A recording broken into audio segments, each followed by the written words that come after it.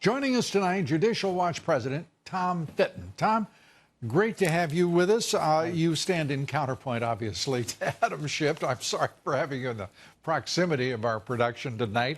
It's great to see you. Your thoughts about Adam Schiff and what in the world does he think he's doing? Well, Adam Schiff should not be chair of the Intelligence Committee.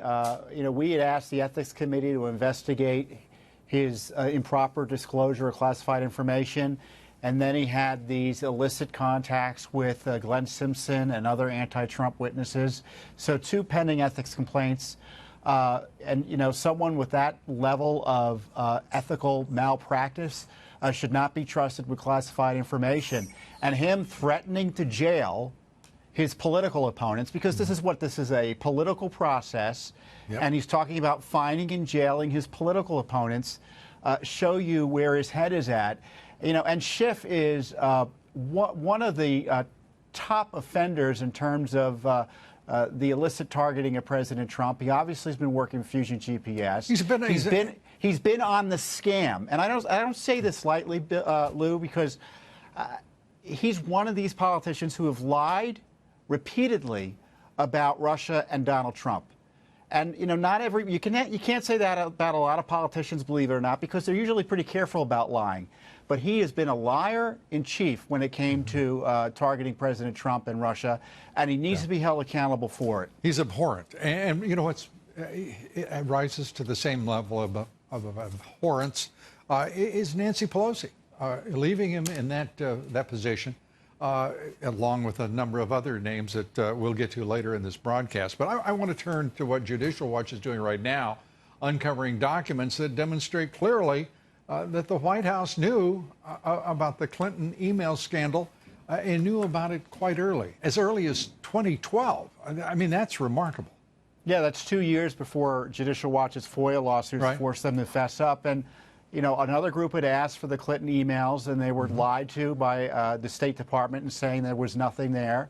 And it turns out that whole process in responding to that FOIA request with a lie involved the Obama White House counsel's office.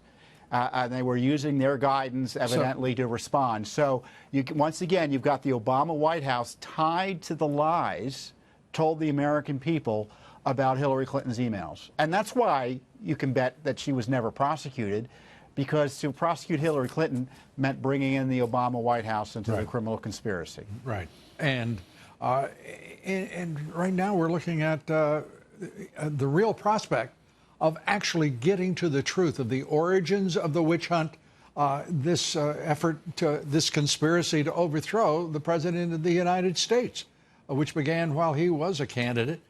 Your thoughts on how now proximate that reality is, that we'll actually see a hard-nosed investigation producing real results with grand juries and real accountability? Well, to have grand juries, that would be a pleasant surprise. And Attorney General Barr, I know, is committed to doing an investigation. And an investigation doesn't mean an administrative inquiry. It means impaneling grand juries.